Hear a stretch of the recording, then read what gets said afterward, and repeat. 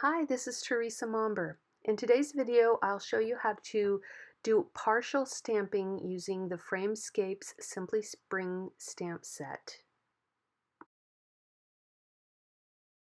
Starting with a piece of white cardstock trimmed to 3 1/4 by 4 1/2 inches, I'm placing the image sheet over it so I know where I want my horizon line to be, and then placing a little mark with pencil, and then I'll use that so I know where to put my sticky note to mask for the horizon line.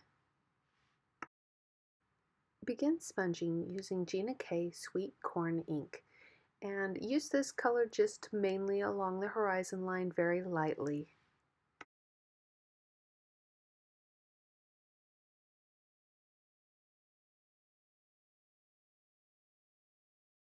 Cut out a small circle from a sticky note and place it to mask for the sun. Then continue sponging using Sweet Corn Ink.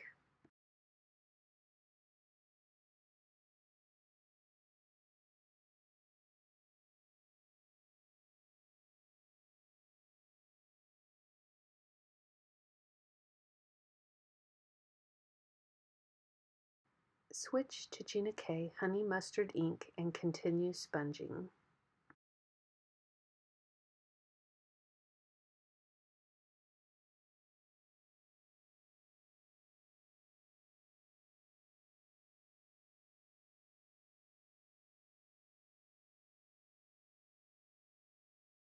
Then use Gina K Innocent Pink Ink to sponge in a really light layer above the yellow and honey mustard. That'll be your transition into blue. And then you'll want to use Gina K Powder Blue Ink and sponge starting at the top and working your way down into the pink.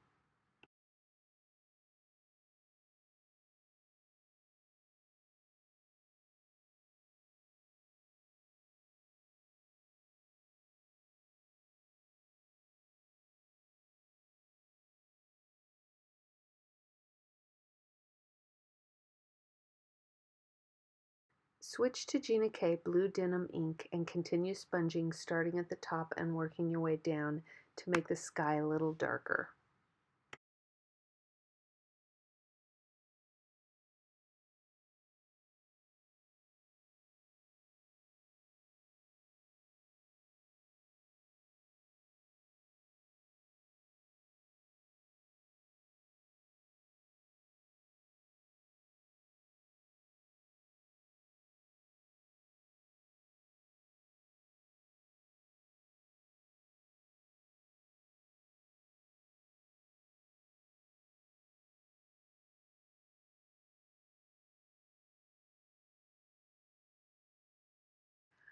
Remove the mask and then reposition it so that it's covering the sky, leaving the bottom open.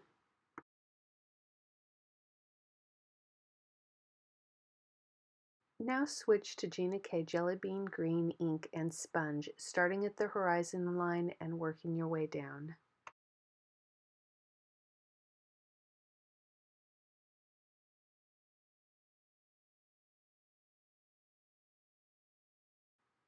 Switch to Gina K Fresh Asparagus Ink and now start from the bottom of the cardstock and work your way up, leaving it lighter near the horizon line and darker at the bottom.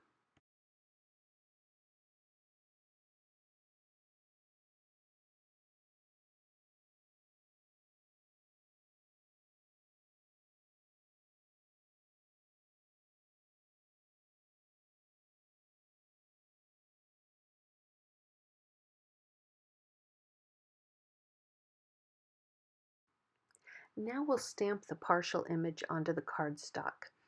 And if you're using a stamping tool like the Misty, you'll want to position it somewhat in the middle so that you have room to hang over on either side, and then just hold the cardstock in place with the magnets that are provided. Then use the image sheet to kind of decide about where you'd like to have that image. That'll help you position the stamp where you want it. When you've got that kind of determined, then you can remove it and put the stamp about where you think that was. And here, as I line up the stamp, you can kind of tell why it was a little easier to determine my layout using the image sheet since it's a lot cleaner. I'm not very good about cleaning my stamps off. So with the stamp lined up just right, I can close the lid and grab the stamp and then ink up the image. But before I ink it up, I want to cover the border with some Scotch tape or something similar, both on the top and the bottom, so that I don't get any of that inked up and stamped onto my background. I'm using Versafine Black to ink up the image, and I'm going ahead and inking up beyond the section that I know will be on the cardstock just to be safe. But before I stamp it, I need to remove that Scotch tape that blocked the ink from getting onto the border. And now I can stamp the image.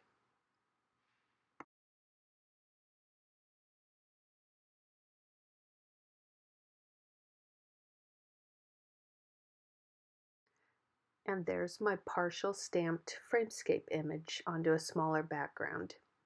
Now you could leave it like that if you want, but I wanted to add some shading, so I'm starting with a Copic marker YG93 to add some color to the shaded areas in the foreground.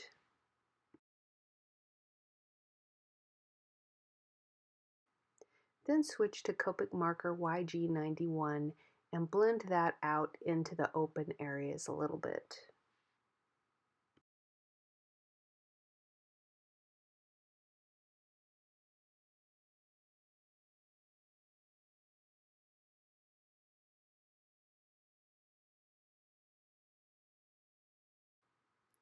Now with your shading in place, you can leave it at that, or you can add some more images using the additional images that are included in the Framescapes Simply Spring stamp set. I'm going to add this large grass with the two birds on it into the foreground and stamp it with Versafine Black. And then I'm also going to stamp the smaller image that's just like that into the background a ways, also using Versafine Black ink. And now I'll add in a few shadows using my N3 Copic marker. Just a few little swipes in front of the grass and then in front of the trees. The sentiment I'm using is from the Scripty Sayings 2 stamp set from Gina K Designs, and I'm stamping that with black ink. And I also neglected to film this, but I added some texture into the foreground in the grassy area just by dotting a YG93 Copic marker here and there. Now to assemble the final card, I'm adhering it to a piece of black cardstock that I've trimmed slightly larger, and then adhering those layers to a 4 1/4 by 5 1/2 inch card base.